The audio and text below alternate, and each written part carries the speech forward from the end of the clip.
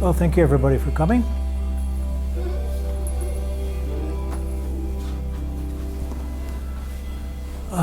We're still in August, I guess, aren't we? July went by so fast, it was like, whew. Last week, I talked a little bit about, if I remember correctly, my memory isn't the best, but I talked about the body in meditation and how the body stores things. Was that last week? My memory's not so good. Who said yes? Somebody said yes? Yeah? Okay. All right, good. So, as long as somebody says yes, that's all. I want to talk a little bit further about that and then maybe do a meditation related to that, if everybody would like that. To recall a little bit about what I said, I was talking about the how the subconscious mind stores things within the body. We were just talking a little while ago about what the mind is, which is a pretty interesting subject. You know, we all know what the brain is. It's an organ, like the heart or the lungs or whatever. But when somebody says, well, sometimes we mistakenly refer to the mind as the brain, and that's okay as far as I'm concerned. But a lot of people might look at the mind as being a more within the body. You know, the mind being part of the heart, being part of the lungs. You know, and being the entire body, and maybe even beyond the body. It depends on a person's belief, and none of this can be proved. We can't really map out the mind, so to speak. We can map out the activity of the brain, as far as neuron activity and things like that. But the mind is kind of an open book. And so, but when we talk about the conscious and the subconscious, as far as the mental activity goes, and as far as the mind is concerned, most people would agree that there's something that we usually refer to as the subconscious that takes information even that we consciously don't know, or the things that we've forgotten, and stores it someplace. And my feeling, and a lot of other people's feelings, is that it's stored within the body somewhere. And it could be stored within the body. The brain is part of the body as well. It could be stored within the heart or anywhere. So if there's a continual assault on the body in some way, we feel it within the body. Let's say we eat the wrong foods that don't agree with us, and we do that again and again and again. We'll feel that within the body in different ways. If we are running and we have an injury on the knee, and we keep running on it daily and aggravate it, there will be consequence within the body and the swelling within the body. On a kind of finer tuned basis, we could say, if we have negative thoughts, let's say we have anger or fear, and that can be stored in the body as well, and it could be stored in different ways. And a lot of people feel as if these ailments that we have are all related to the subconscious, because we know that, and the medical world now is looking at stress as being the major cause for almost all of our ailments, and such as the common cold is related to stress, and how our antibodies are not as effective when stress is happening, and stress can raise havoc with our antibodies and with our system. What am I trying to say? The immune system. Yeah, thank you. You must have read my mind. Which is one of the things I love about you, that you can do that from time to time, because I can't. Yeah. But the body, if it is that the body stores these things, it answers a lot of questions as to why we have certain ailments, why certain things happen to us. A lot of it could be, of course, the body, the ailments of the body could be genetics, passed down from our parents or from our people, so to speak. And it also could be from conditioning, and a lot of times our own conditioning. Conditioning are the patterns that we do frequently, and which create our habits. Conditioning are the things that we've learned in the past and things that we believe from the past. And so we condition ourselves, other people condition us, and that forms our personality. That's who we become, whatever is conditioned. So when we look at different things within the body, we can notice them in meditation. And actually, the Buddha pointed out 4 different areas that we can look at in mindfulness-based meditation practices like we practice here. The very first one was the body. He calls these the 4 foundations of mindfulness. And one of the areas, is the very first area he talked about, was the body. And he didn't specifically give meditation instructions on how to heal the body, not specifically, but he did give instructions that to let us believe that there's a definite connection between meditation and healing the body, and as far as using the breath. And he talked about how the breath conditions the body and how the body conditions the breath, and so back and forth like this. So in other words, when we breathe more gently and slowly, the body becomes more soft and relaxed. If we breathe more deeply and invigorating, the body seems to tense up a little bit. And so if we want to wake ourselves up, we could do so by breathing in more oxygen, more energy. And if we wanted to relax, we breathe slower. And so there's a definite and ways that we can reduce this stress by not only using the breath as a focal point, but also by allowing it to be smooth and still and steady. But today's meditators have taken that to another level. And foremost, meditation is healing, and it does what the marvelous things that it does based on 2 things, and that is through acceptance and through letting go or renunciation, both meaning the same thing. And so primarily meditation is used for that purpose, to see our world the way it is, accept it the way it is, and anything that isn't accepted, we'd be able to let it go. And that's the healing quality of meditation. That's why it's such a wonderful stress reliever. And if we can relieve that stress through meditation, then we become healthier beings. Now, to take that a step further, others have used meditation to specifically visualize or contemplate certain areas of the body and to heal in that fashion. The Buddha, 2,600 years ago, they weren't doing this practice, and at least it wasn't written down that it was happening. But these days, it's a practice that could hopefully become more refined and something that it can be very useful for people. Kind of like mental surgery, I guess you could say.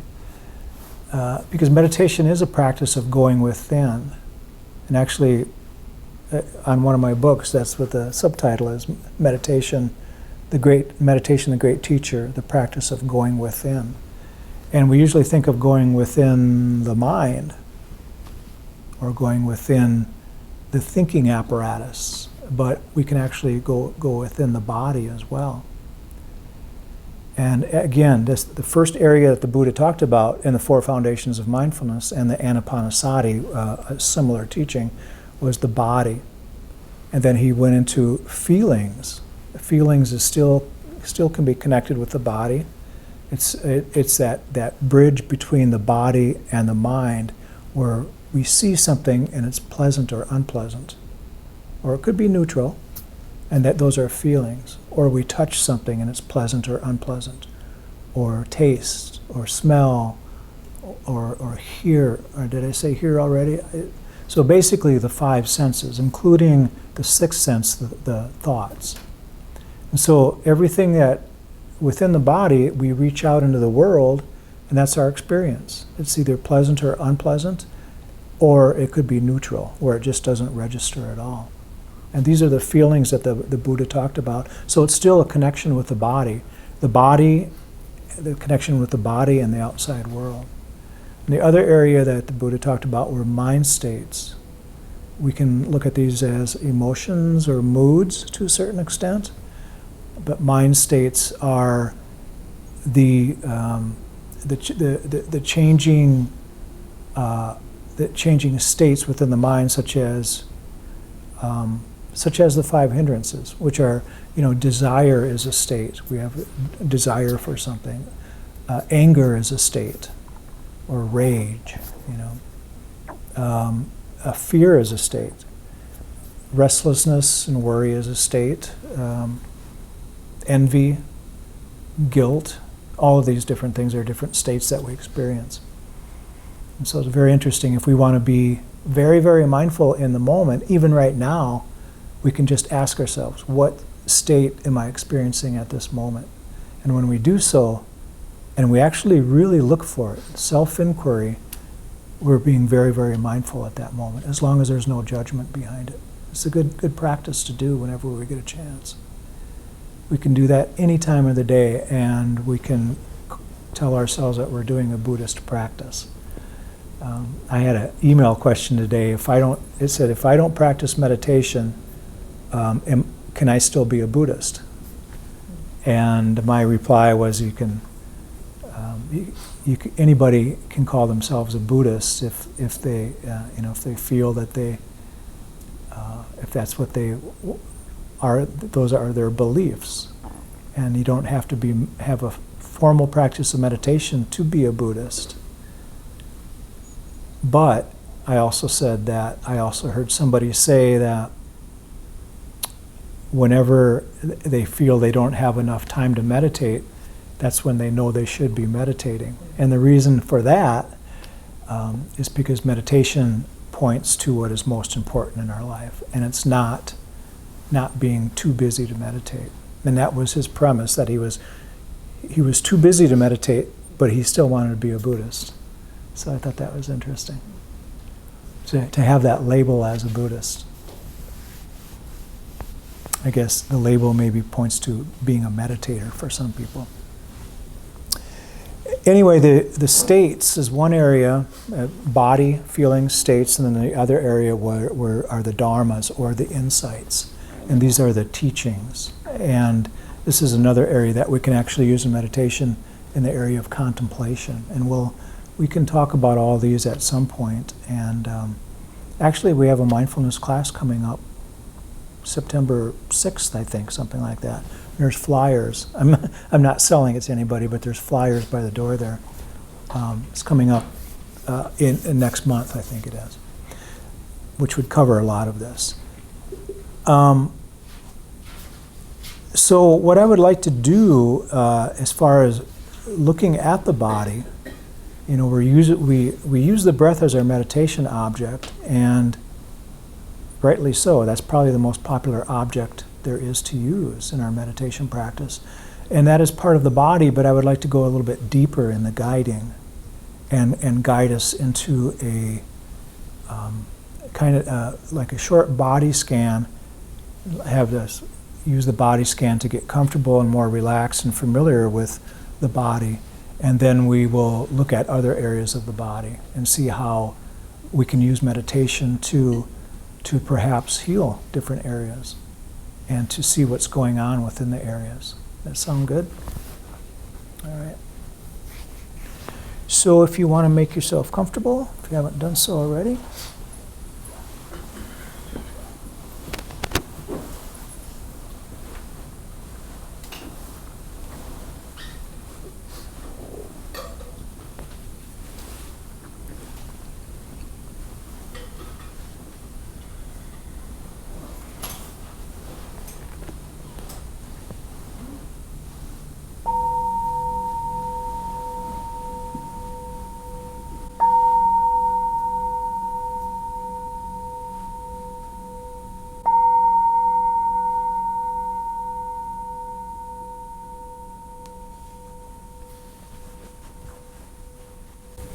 feel free to close the eyes if you like.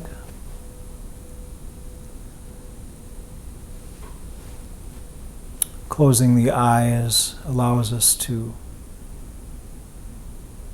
cut back on one of the senses of the body, allowing us to go within. Meditation is a practice of going within. So when we meditate, we find ourselves finding a quiet place, hopefully a place with few desires, meaning that the temperature is adequate, very few noises, very few disturbances.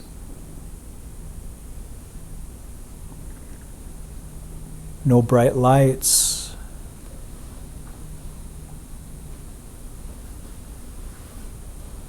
no tastes to be concerned about as far as food, no smells to be concerned about.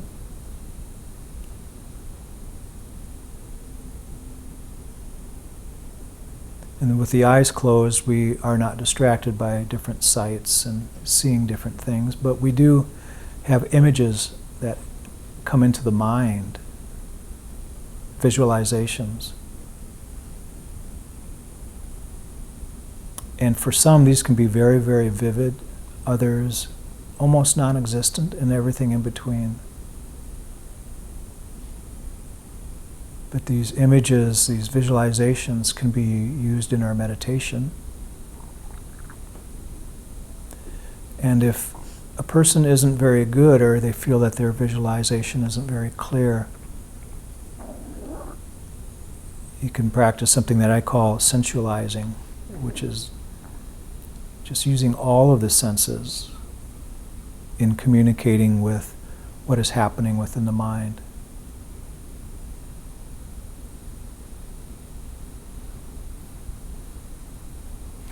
So before we begin, I'd just like to have everybody bring your attention to the breath for a few moments.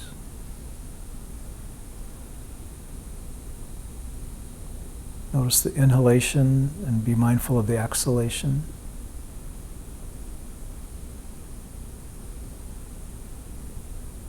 For some of us, this might be the first time all day that we've paid much attention to the actual breathing. And so we might notice right away that it gives us some relief and some comfort to focus on something somewhat mundane.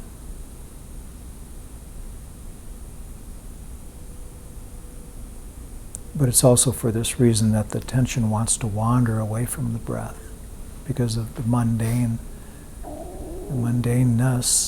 which is equated with boredom.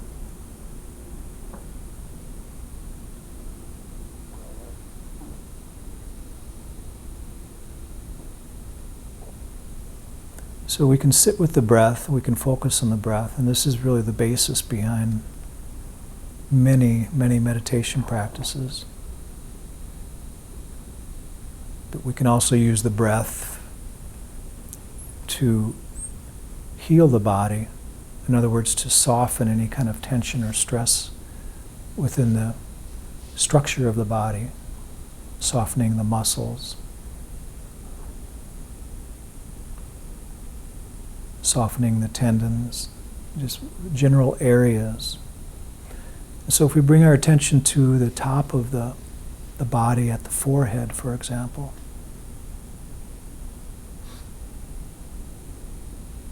the average person probably has never consciously or with awareness tried to relax the forehead. There's actually hundreds of intricate muscles within the forehead that can be relaxed. So it's a good place to start. And as we exhale, which is the most relaxing part of the breath, as we exhale, just bring the attention to the forehead as if you're breathing right through it, relaxing the forehead as you exhale. At this point, pay a little attention to the inhalation, but just the exhalation. Let the inhalation act naturally. We're not trying to force or manipulate anything in our meditation. We're just allowing.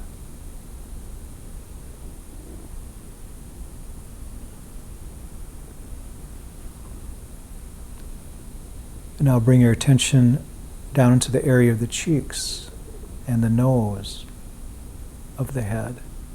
And again, use the exhalation to bring your attention to this area in order to relax it. Just like you're breathing through, every time you exhale, there's more and more relaxation happening in that area of the body. Just imagine if there's any sinus issues, for example, that this exercise is breathing in fresh energy, and then as you exhale, you're exhaling any kind of negativity that might cause any kind of sinus problems or difficulty breathing. Just freeing up everything within the sinuses.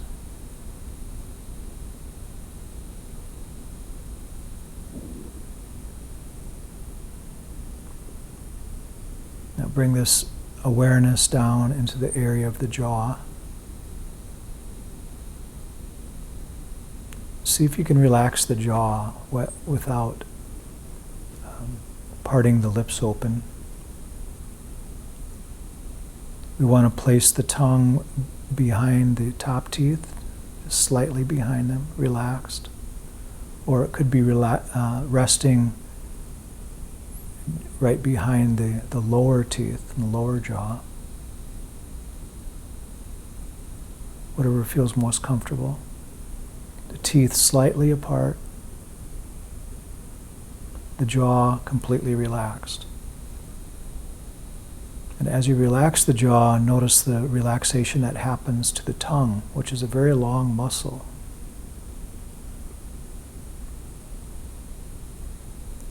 When we relax the tongue, we can feel that relaxation actually going through the entire body.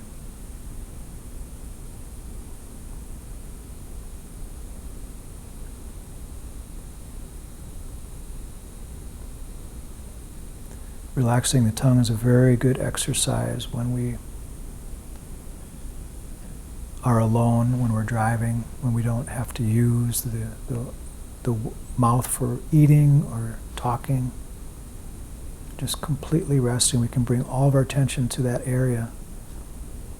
It's like cleansing the mind and the body.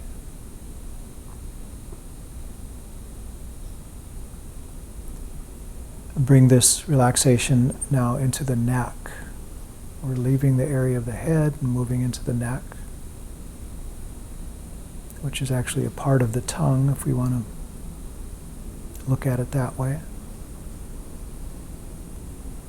And now with an exhalation, bring that relaxed awareness into the shoulders. Notice how that feels to really use the breath, the exhalation of the breath to relax. And what I mean by that is every time we exhale, it's just like breathing right through the structure of the body. And so it's like sweeping the body with relaxation, these particular areas.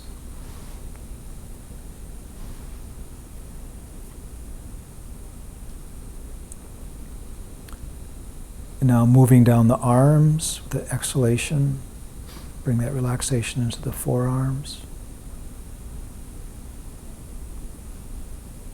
as well as the biceps.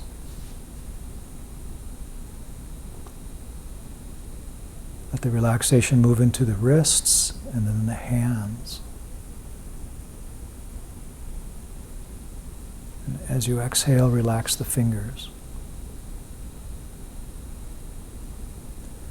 Now at this point, we can just touch on some of the areas that we have already relaxed and see if there's any tension in the face or the head. Check the neck and check the shoulders.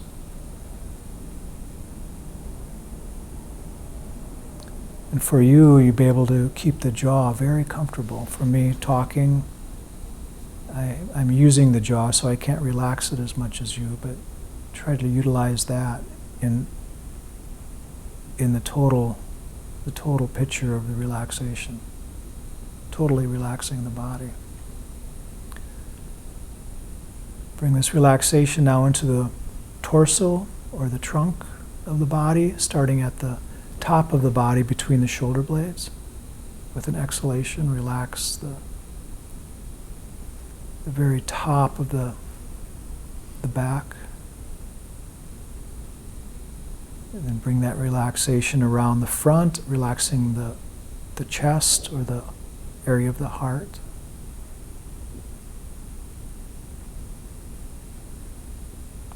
Now let that relaxation move into the core or the center of the torso, the middle of the back, and the upper abdomen.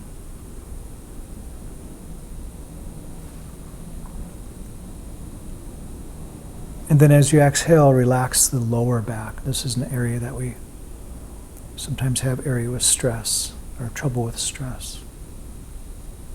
For some reason, it seems to collect there as well as the shoulders. See if you can really relax that area and soften it. Even if you're sitting on the floor in a lotus posture, you should be able to relax the lower back. And then with your next exhalation, relax the lower abdomen in front of the body.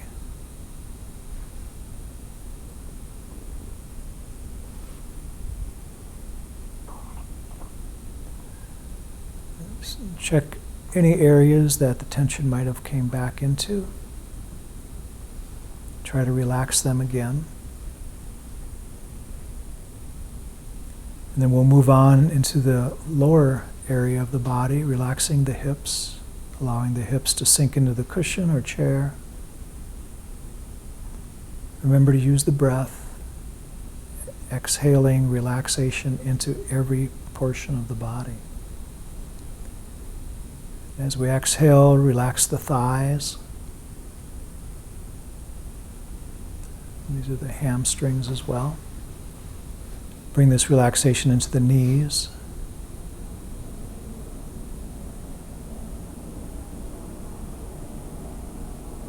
And as you exhale, relax the shins and calves of the lower legs. And then finally, past the ankles and into the feet with an exhalation of the breath. Just breathing in and breathing out.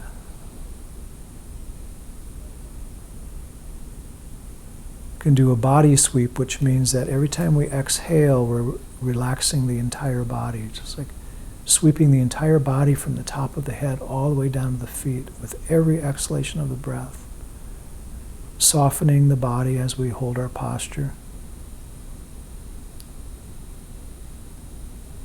Still be a very energetic practice while being completely relaxing.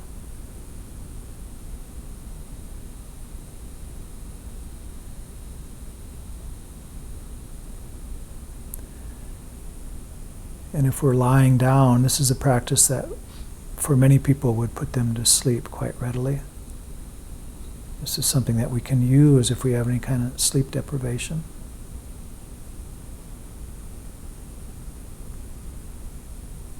But if we're sitting, we should feel the energy as well. In meditation, we need energy. If we have any bodily goals, anything that needs healing within the body, just bring it into mind at this moment. And ask yourself, what area of my life could have possibly help manifest this area of the body that I might be having some difficulties with, or it could just be stress or strain. It could be an organ, it could be a muscular thing, it could even be a disease.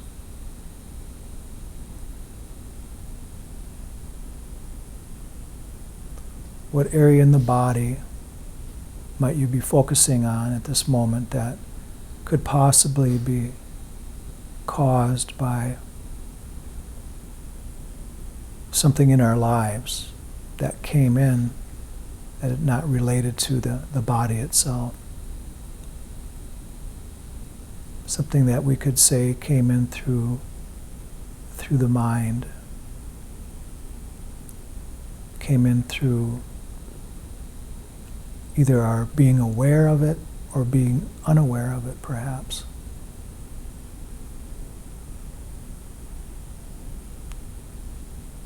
Just imagine for a moment that every ailment, every difficulty that we have,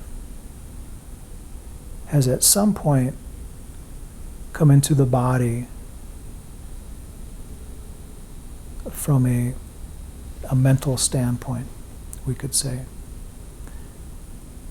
Either in this lifetime or maybe even a previous lifetime. And even if you don't believe that, just imagine for this meditation that it could be true.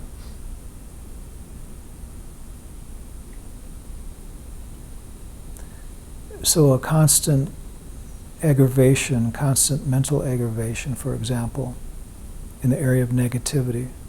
Just imagine if that could have caused a difficulty within the structure of the body. That negativity could even cause something such as a pain in the foot.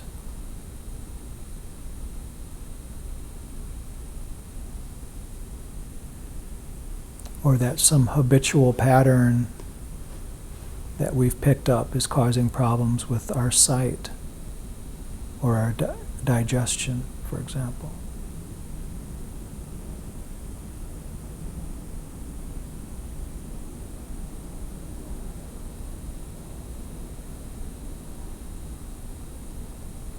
Or that somehow in our environment we expose ourselves continually to a substance that causes respiratory problems.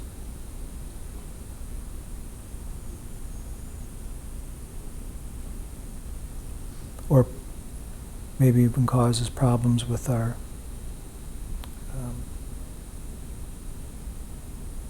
within the structure of the body,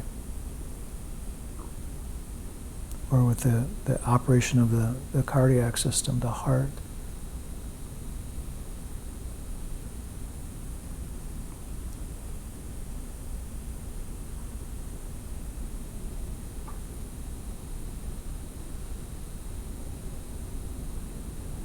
So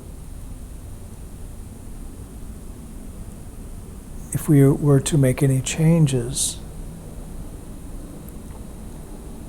and to somehow know or have a feeling or a sense that possibly this particular activity or this particular thing that was ingested or being ingested, or maybe even a habitual pattern of behavior, has caused something to not function the way we'd like it to function within the body, or it might be causing discomfort or pain.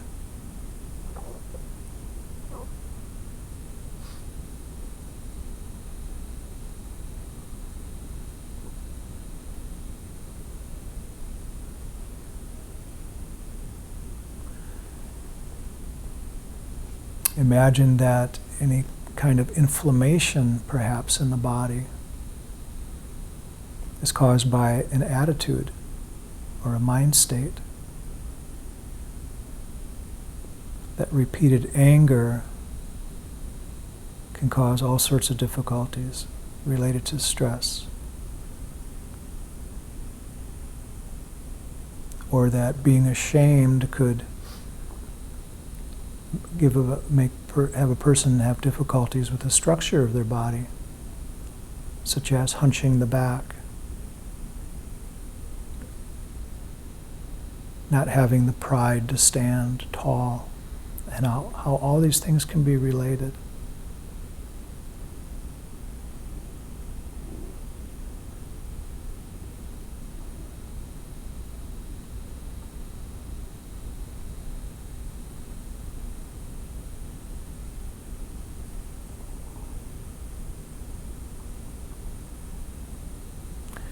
So we have the balance of the body. And when we see a medical doctor, they look at the numbers, and if the numbers aren't the way they would like them to be, they give us medication to fix that in some way. And the medical practitioner would give us a prescription of a pill or an ointment, or maybe some kind of a procedure where they would go in and try to fix a situation.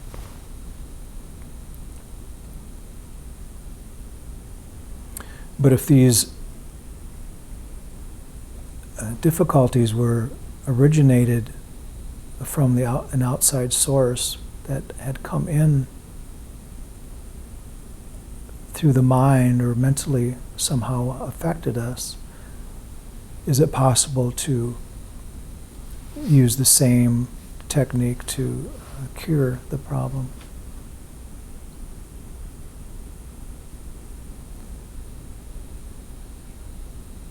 And perhaps it's as easy as being open to the process, to realize that this is possible, and to have the clarity and the insight to be able to recognize how the problem came about, and then reversing that.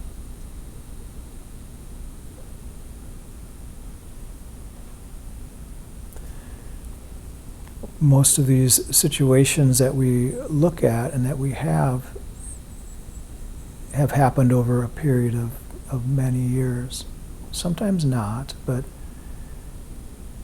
if we believe in past lives, maybe some of this has occurred or began its journey at that time, actually. Sometimes this could be looked at as our genes. But when we look at the genes and where we are now, today, at this moment, and our conditioning up to this moment, we have a very practical view of what we are and what we're dealing with. Very few of us are what we could say 100% healthy. Maybe close, but we still have ailments in the body, discomforts. Very hard to find an absolute perfect body without any difficulties at all.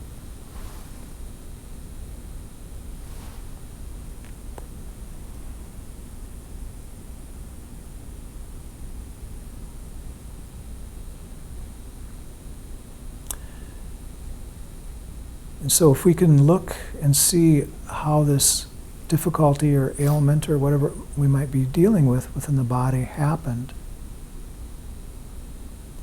and be very, very open and accepting, completely accepting of how it happened,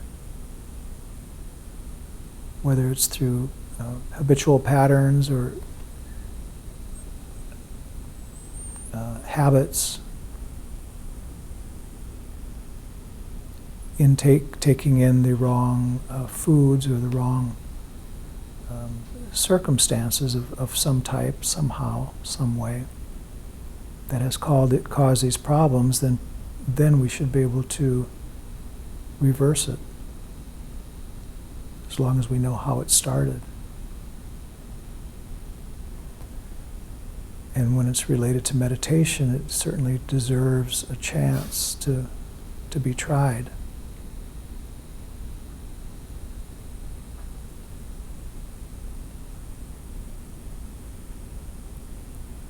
So if we have an area of the body that we're working with, then usually easier to work with a physical part of the body. If we can visualize the situation, visualize the ailment, or visualize the inflammation, visualize the pain, whatever it might be. If we can visualize how it happened, and then visualize the outcome of what it would be like to have it completely cured.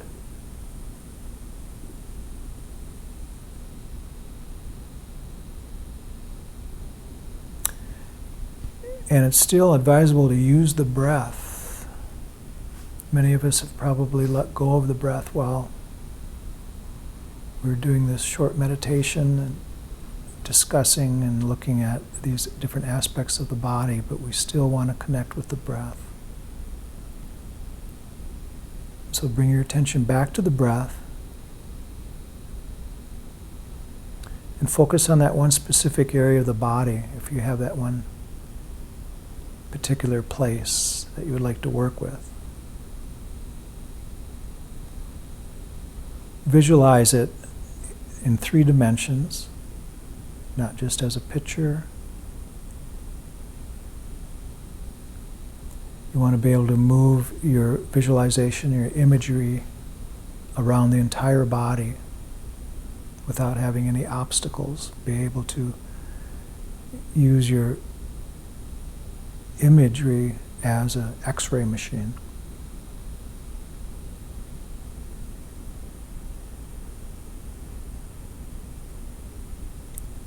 And you might want to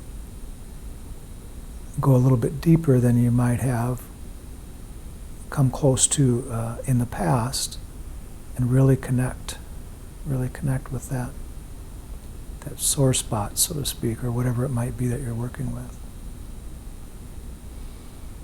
Now use the breath to actually breathe coolness into that area, like you're waking it up. Like like the area knows that it's been discovered. It knows that there's a presence.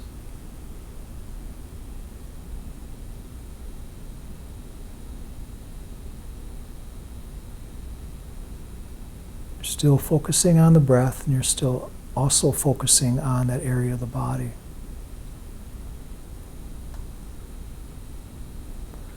Now, however, this is very general, but however you feel that injury or the situation or whatever it might be came about, see if you can mentally reverse that.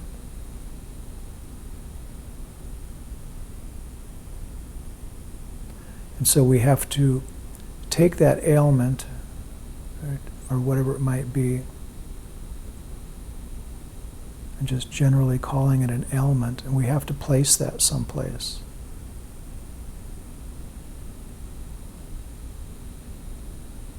So visually, we want to remove it from the body, so to speak, and place it back where it came from. If it came from a pattern of habits, we want to see these habits, and we want to see this illness or this discomfort leave the body through these trails and these patterns of habits that brought them about, negative habits.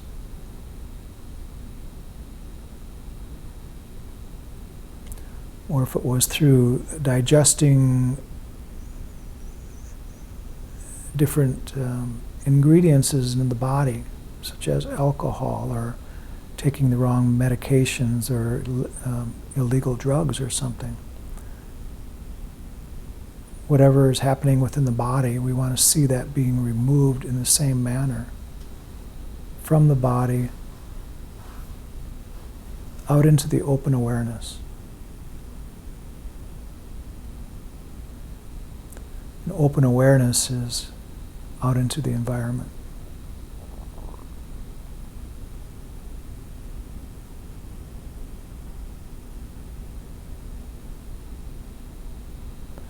We can do this again and again, refining the technique.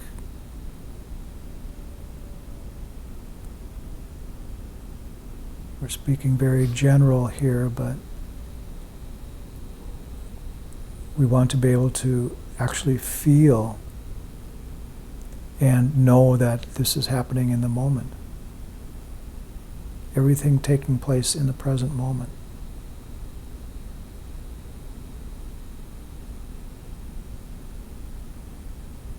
We have to know that the healing quality is possible and that it is happening.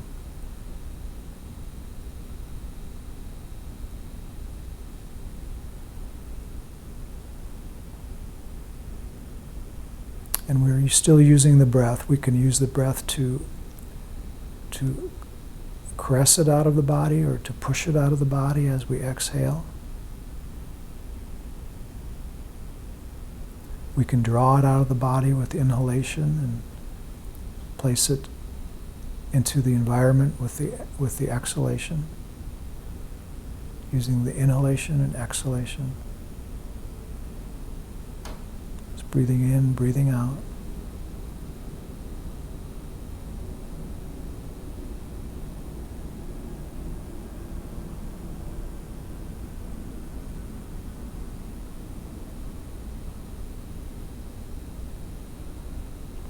And most of all, we have to have the faith that we can heal without necessarily taking a pill or having medications.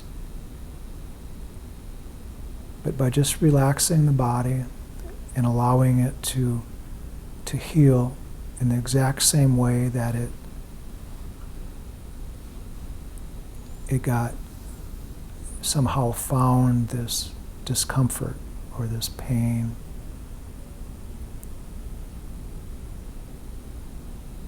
Or whatever we are working with within the body.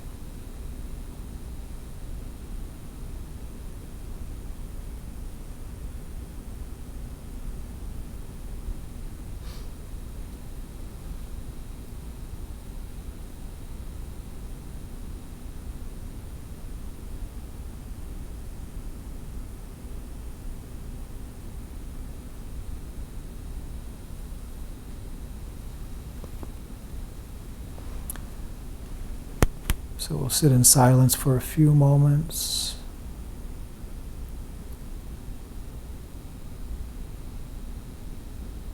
And just do this as a practice, allowing it to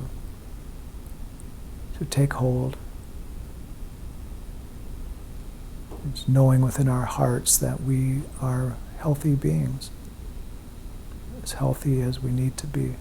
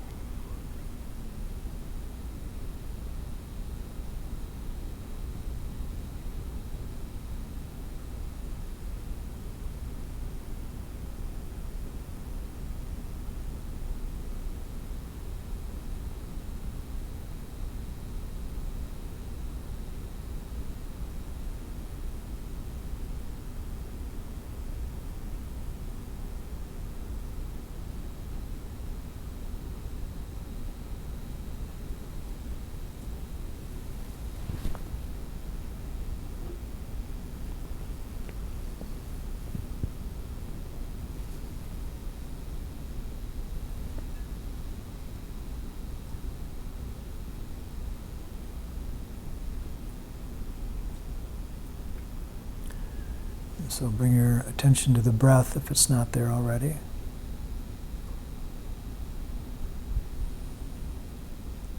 Just feel the breath as a very healing tool, like a scalpel. Something that's very useful in many different ways. Let's take a little deeper than normal inhalation and bring ourselves back to the room. Just knowing that this meditation has been very healing, just feeling it within the body. Take another deeper than normal inhalation of the breath, bringing energy into the body. One more time.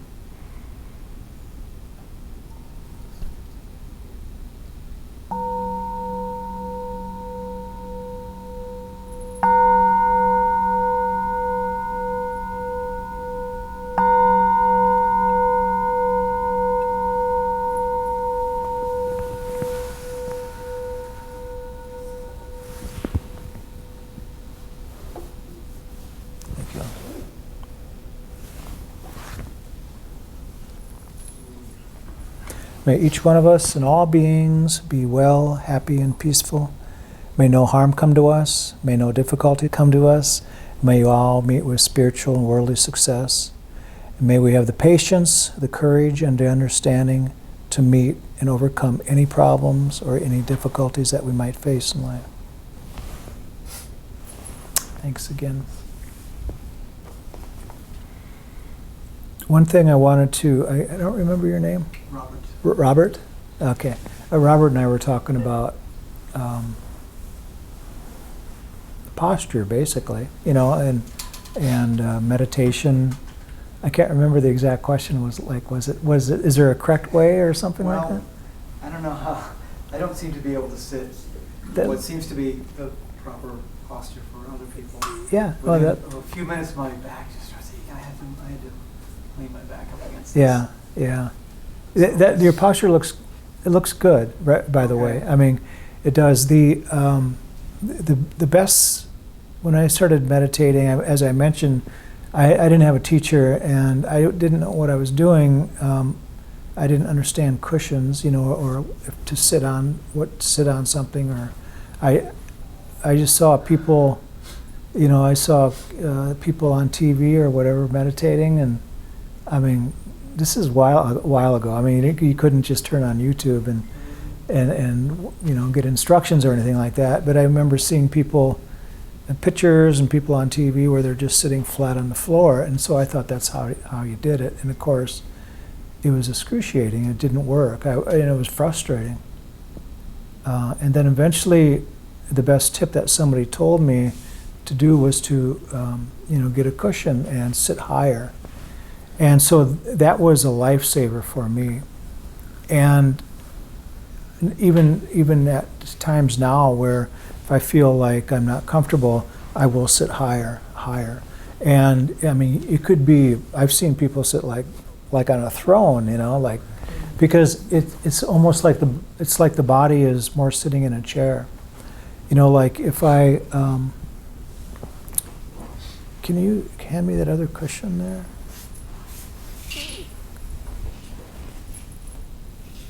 Thank you.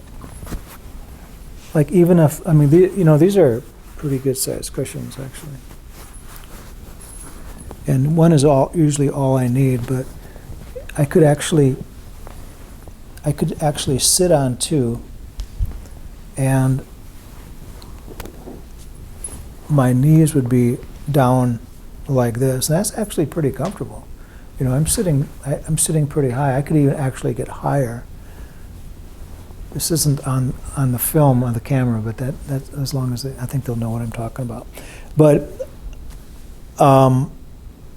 the idea is that we think in terms of 3 points, and that is, or like a triangle. If we're looking at our posture from underneath, we want to see a triangle or 3 points: the seat, and then the two knees, and that's what's happening here. And usually, in order to find the best comfort, the knees should be lower than the hips, or pretty close to it.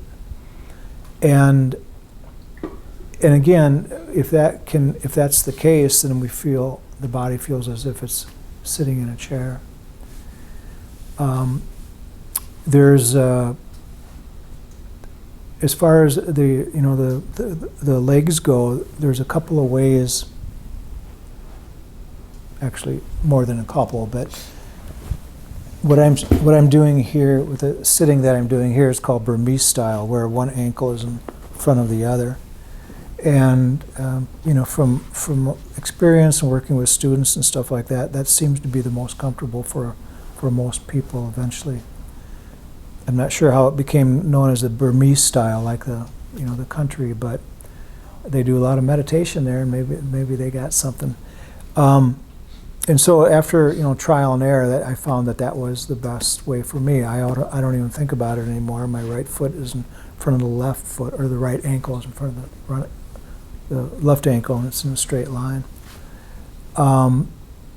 The other way that I've seen people sit it's called American Indian style, and it works for a lot of people. But if you want to sit for a long time, I've never really seen anybody last for a long time, and that's like this, where the ankles are crossed. And the reason it doesn't last for a long time is because the flow is, the blood doesn't flow and stuff like that. It gets cut off. But I've seen, even the monks over at the temple, they sit like this, but they don't sit for. I haven't seen them sit for long times like this. There's what is called half lotus, and usually the statues that we see of Buddha are half lotus, with one foot on top of the other, something like this. And I think the reason they do that on the statue is because it's more uniform. It's easier to carve, and Looks impossible. Easier to paint. But it's just basically, one foot on top of the other. And this is pretty comfortable, but this is not resting down or anything like that. And then the full lotus. The full lotus is when, is there anybody here that can do a full lotus? I used to be able to. Don't hurt yourself. Yeah, still do. Yeah, if you haven't done it for a while, I wouldn't even. That's Kinda- basically kinda it. like Yeah, they should Get an have, ambulance. yeah. right? That's Get the ambulance. Yeah, yeah, that's it. Yeah. Where it's like the pretzel kind of thing. And if a person's doing that, then you don't use a cushion, because that is very, very stable. Bhante Gudaratsana, I had a discussion with him about it, and he would sit in he wanted to sit in full lotus for the longest time, and so he trained himself to do it. He would sit in full lotus for like a minute, and then he would do it for 2 minutes later on, and then he just extended the time. And now, if you sat, I was sitting in a kitchen talking to him, and he was sitting in a kitchen chair, and he was sitting in full lotus in the kitchen chair. I mean, it's just so comfortable after a while. And he's 86 years old, And so if he can do it, anybody can do it, basically, because he wasn't doing it as a young child. He had to work into it. And I think he was in his 40s when he started doing that. So anything is possible, but the main thing is that when we start to meditate, it can be uncomfortable, and then the body gets used to it. So it's just one of those things of getting used to the posture. And You can do the one like this too, right? yeah, especially if you have. I call that side saddle. I don't know if there's really a name for it, but we used to do the 3-hour meditations here. We don't do them anymore. We might start doing them again, if anybody's interested. We have to have some interest first. But I would start out like this and sit like this for about 2.5 hours, and then I would notice that things weren't feeling very good after a while. And then I would just bring this leg, without the cracking like that, I would bring this leg over and sit like this for, even 15 or 20 minutes. It was just like a wonderful relief, And then this got old after a while. It didn't feel right. and then I would just bring the leg back. This one would stay the same, and I was fine, and I could sit for 3 hours with changing posture just that one time. And then there's kneeling benches. I don't know if that kneeling bench must be gone. Oh, it's back there. Okay. But I don't know. I hope that helps. But the main thing is to get higher. Higher is good, and then you can always go lower. I've seen Howie Cohen. He sits way up like this, way really high. So his legs are, it looks like he's up like this, and it works. That's what I did at the other one. I used 3 pillows. Yeah, Yeah. and comfortable. And huh? that was the only way I could get comfortable. Yeah. Whatever it takes. Whatever it takes. And the reason I brought that up is because tonight, for whatever reason, we're talking about the body. Everything is about the body tonight. So. And of course, posture is the body, and we want the body comfortable when we're meditating. When we meditate, the first thing to leave our awareness, actually, it's our it's not our consciousness, but our awareness of the body, or the awareness of our thoughts, or awareness of what we're going to do yesterday, or what we did today, or all that stuff. The first thing that usually leaves is the body, the awareness of the body, and unless it's uncomfortable, then it's agonizing, and then we can't really settle in. So we sit in meditation, and we are focusing. Let's say we're focusing on the breath. We're concentrated, and the body doesn't have any play in it after a while. It's just gone. It just doesn't matter, and that's the way it should be. And then from there, hopefully the past, the thoughts of the past and the future fade, and then we really start getting into a really good place where we can be really do some nice meditation in the area of acceptance and renunciation. But if the body's painful, then it's hard. And for a lot of people, as you guys might know in the back, if it doesn't work sitting on a cushion, you just simply sit on a chair, and that works as well. I had one teacher for many, many years. I never saw him sit on the floor once. He always sat in a chair, and nobody thought any worse of him for doing that. So as far as, if you have any questions about that, please let me know. But as far as the meditation, the guided meditation, usually what happens is some of us will be following it word by word and kind of being led by the guided meditation, and others will kind of let it fade into the background and just kind of do our own meditation practice, and not follow that. I'm not sure, of course, I don't know what people were doing here tonight, but if you were following it, do you have any questions? Does it make sense, or do you believe? And what I mean by believe is, do we have to have a sense that a lot of the problems and situations that we have come about from outside influences, many of them through the mind, and that not that we consciously try to create any ailments or anything like that, but that they can occur in the body, from habits and different things that we've somehow allowed to happen, willingly or unwillingly in many cases. Comments, questions? Well, we know that our thoughts and emotions produce chemicals in the body which have an influence. So the example that I like to use is like when you're driving and somebody does something that, like, in a moment you think you're going to die, and you can feel that, like, rush of like a chemical cocktail. Does anybody, do you know what I'm talking about? That to me is a great example of how there's a chemical response to the things that we're thinking about or feeling.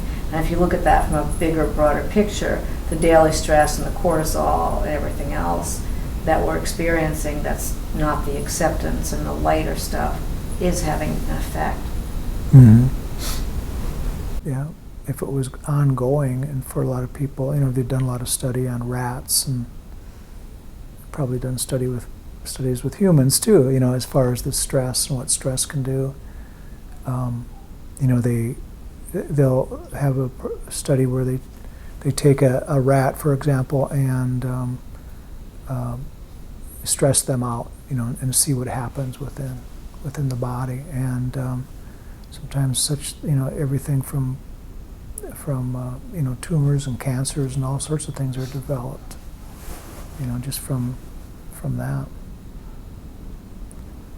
That's why the cocktail chemical is why a lot of people like to ride roller coasters and bungee jump and those kinds of things, because afterwards they can look back on it, and they once they have that rush or that high, they can immediately look back on it and go, oh, that was cool. But in real life isn't like that. We can't erase it and go, oh, I did that on purpose. It doesn't work that way. So if we have these near-death experiences, or that we're frightened or angry, like in a driving situation, we can, it shows up in the body if it happens again and again and again. We can only imagine,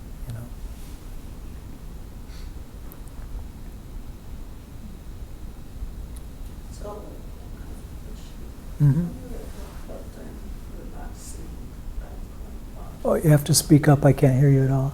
if you have a hard time relaxing part of your body and you go back again, you want to relax and again, relax.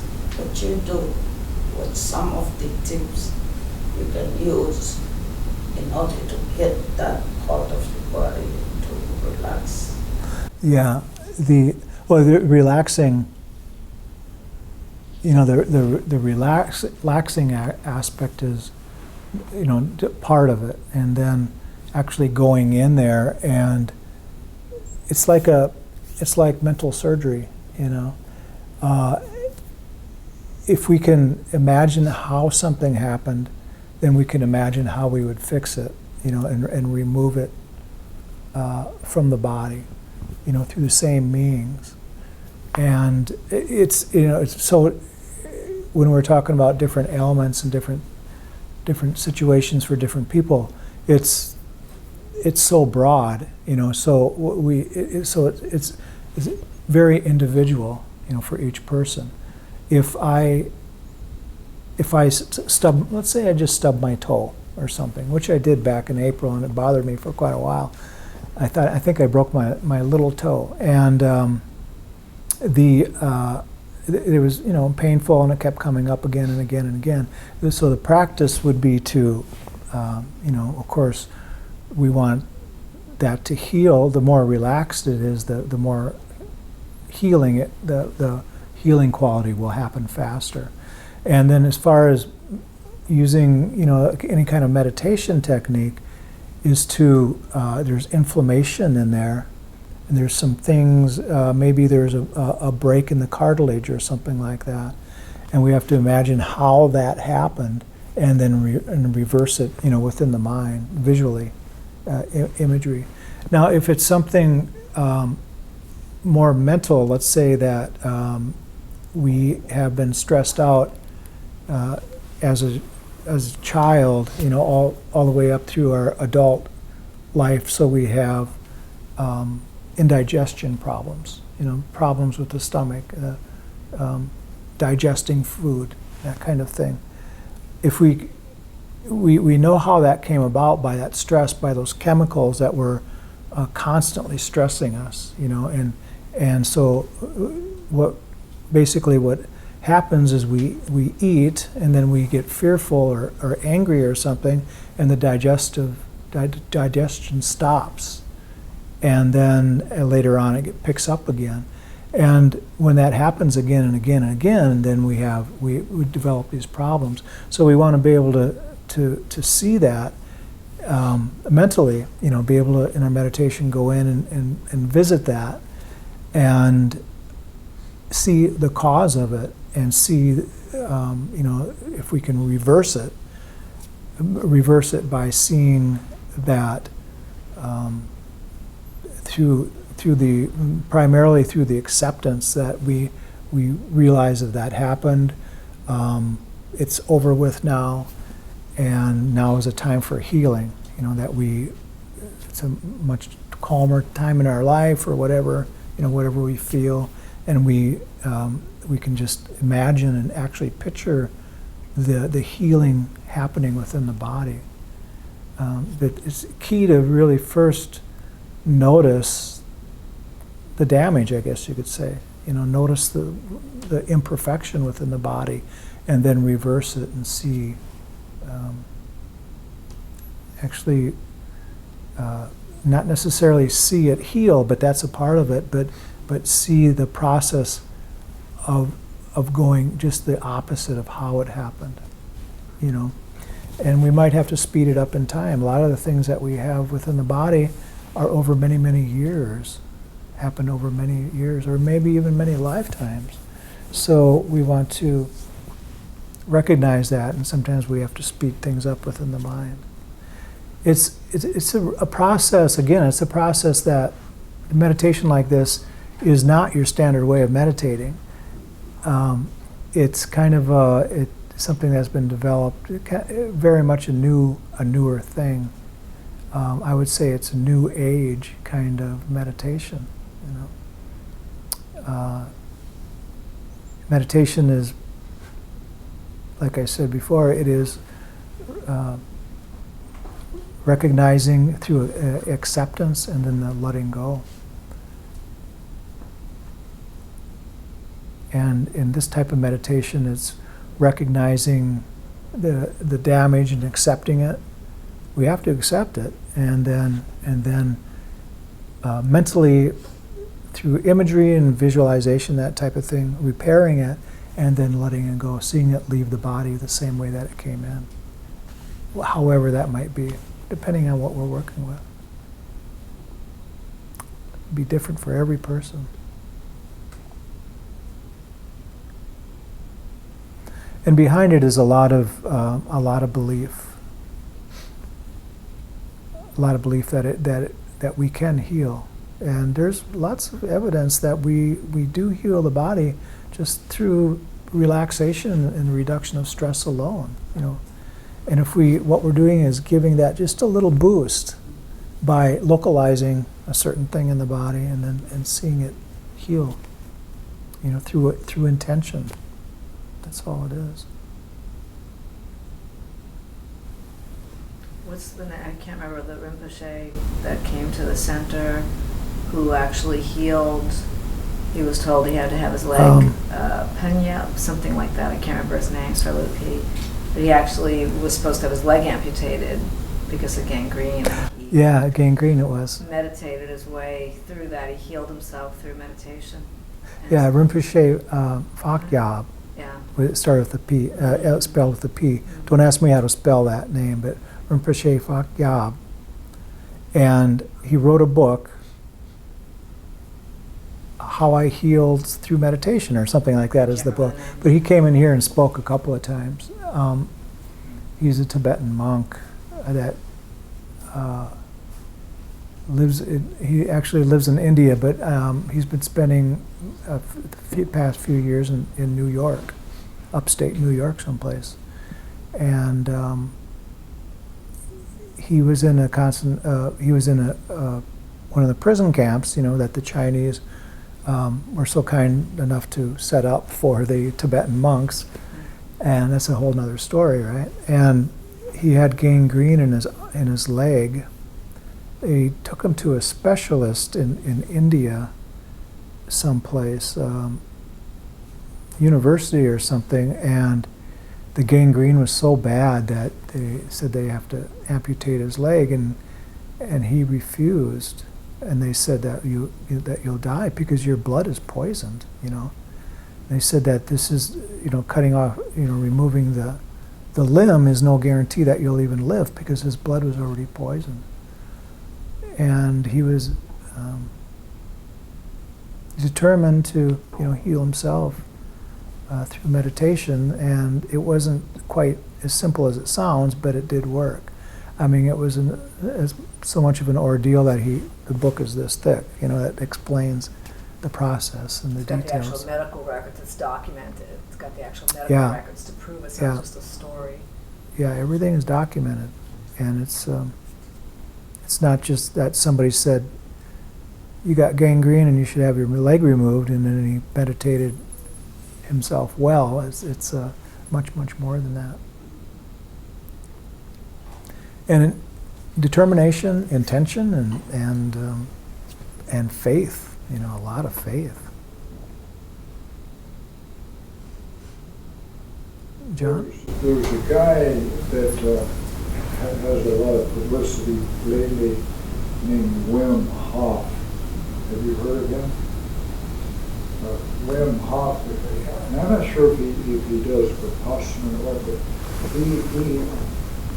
one of his feats is he has climbed almost to the top of Mount Everest with nothing but tennis shoes and a bathing suit. Mm-hmm. I mean, he's almost naked, and they call him the Iceman.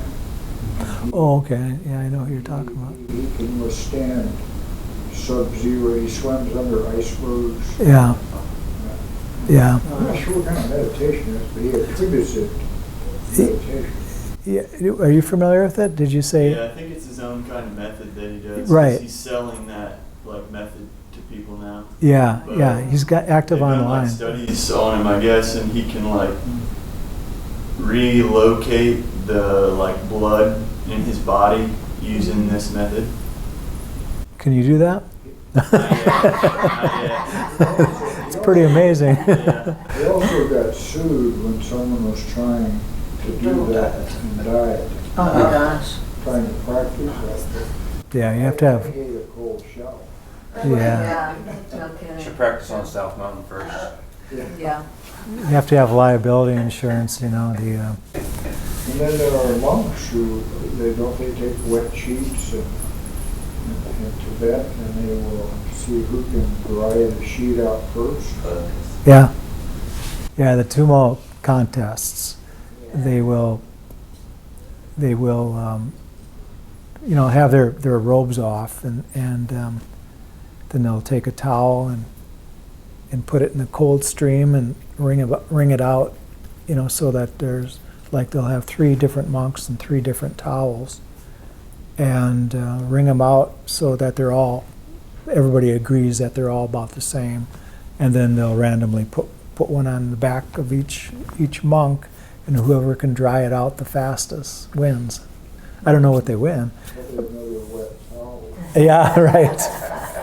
But it's a tumo, I think, is that the right term. They're creating this inner energy, this heat, and it's a great deal of heat. I mean, it's the steam is just rolling off, these towels, and it's an inner energy that they create, through their practice, and it's a real deal,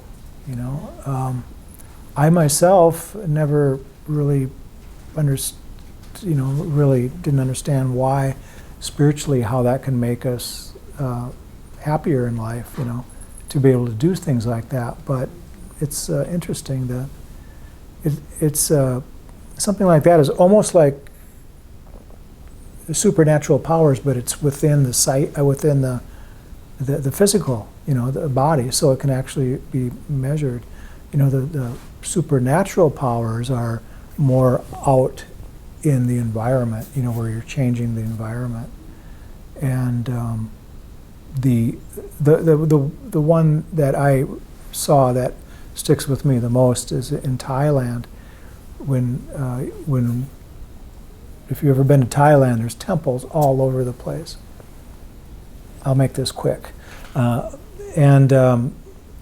We would go to the temples and we go around the back of the temple to look at their walking paths, because if they had nice walking paths that were worn down, that it was a temple that actually did a lot of meditation. Some of the temples weren't meditating temples; they were more instruction or, that kind of thing.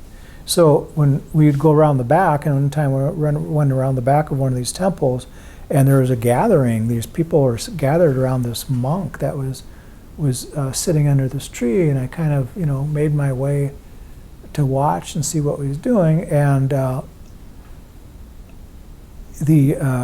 was kind of like, what's happening? And the guy next to me said,